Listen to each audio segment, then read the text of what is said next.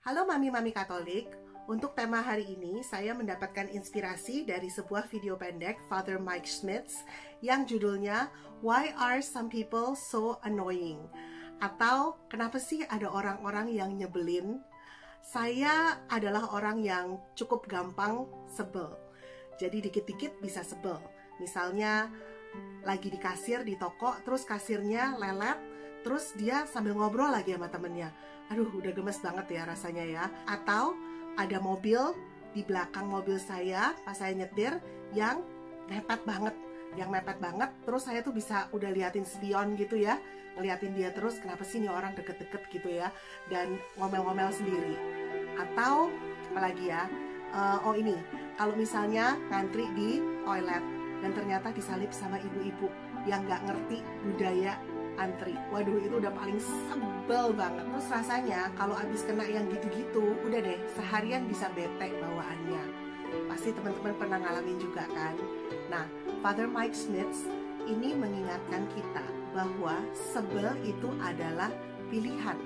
Ya, buktinya dia bilang adalah seperti ini. Misalnya kita nggak terlalu suka sama seseorang, pasti segala sesuatu yang orang itu lakukan akan menyebalkan buat kita. Padahal kalau misalkan ada orang lain yang melakukan hal yang sama, belum tentu hal itu akan menyebalkan buat kita. Jadi kalau dalam bahasa Indonesia itu mungkin namanya sentimen kali ya. Tapi ya intinya kita bisa memilih kita sebel atau enggak. Teman-teman juga pasti pernah dengar ajaran yang mengatakan bahwa kalau kita sebel sama orang atau benci atau tidak bisa mengampuni, pasti ujung-ujungnya itu akan menyakiti diri kita sendiri.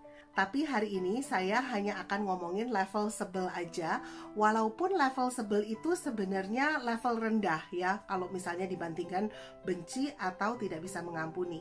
Tapi yang pasti durasinya itu lebih sering, kita bisa alami sebel dengan seseorang, mungkin setiap hari atau bahkan beberapa kali dalam sehari.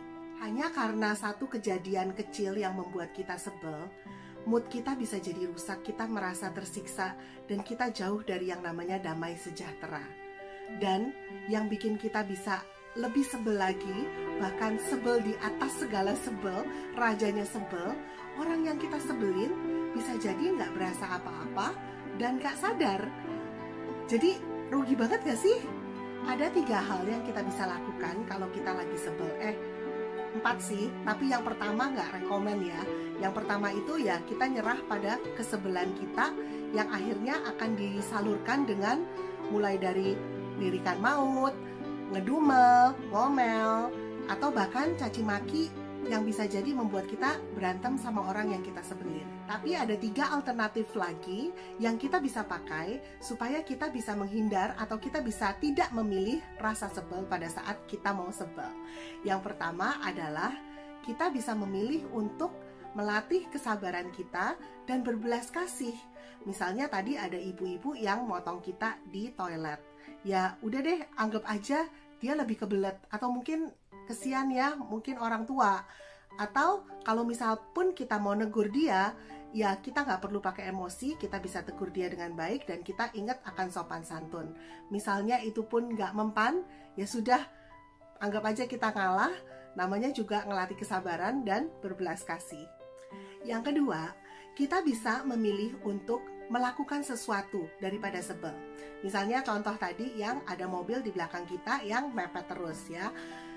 Kalau misalkan sudah aman, ya udah kita minggir aja dan kasih orang itu jalan duluan. Dengan cara itu kita bisa nyetir dengan aman dan lebih tentram, hati juga tenang. Jadi kita bisa melakukan sesuatu untuk menghindari rasa sebel. Dan yang ketiga, saran dari Father Mike mengambil pengajaran dari Santo Jose Maria Escriva yang mengatakan, jangan katakan orang itu nyebelin banget, tapi pikirkan orang itu menguduskan saya. Wah, ini luar biasa banget ya. Jadi Santo Jose Maria Escriva yang memang karya dan misinya terkenal untuk mengajak orang untuk mencapai kekudusan lewat hal-hal yang sehari-hari yang biasa. Dia mengajak kita untuk mati raga ketika kita ketemu orang yang nyebelin. Dan ini bisa membawa kita kepada kekudusan.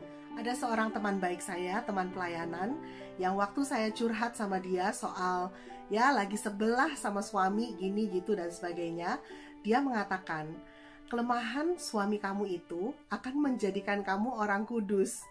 Saya waktu itu butuh waktu yang cukup lama ya untuk mencerna kalimat itu yang saya nggak sadari ternyata didasari oleh ajaran Santo Jose Maria Escrivá ini. Jadi saya mikirin baru ngerti dan nangkep maksudnya apa.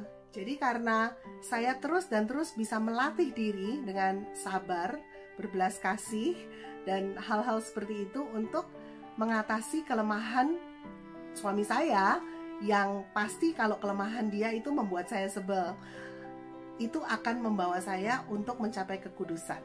Mami-mami Katolik, saya yakin di dalam keluarga kita masing-masing pasti banyak hal-hal kecil yang membuat kita sebel setiap hari. Mungkin suami yang taruh baju sembarangan atau taruh barang sembarangan, anak-anak yang mungkin nggak mau nurut sama kita, atau mungkin ada pembantu yang kerjanya lelet, bikin kita kesel gitu ya. Tapi saya mau mengajak mami-mami semua untuk mulai berpikir 2 kali gitu ya sebelum emosi melanda. Relakah saya kehilangan damai sejahtera gara-gara hal sepele aja? Atau maukah saya membiarkan orang itu mencuri kedamaian dan sukacita di dalam hati saya?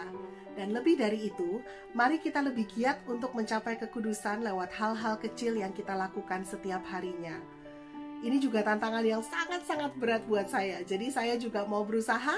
Saya harap mami-mami sekalian juga akan berusaha. Semoga Tuhan menyertai setiap usaha kita untuk menjadi orang-orang yang lebih mengasihi keluarga kita dan mengasihi sesama kita dimanapun mereka. Terima kasih sudah menonton sampai selesai. Jangan lupa subscribe dan sampai ketemu di video yang berikutnya.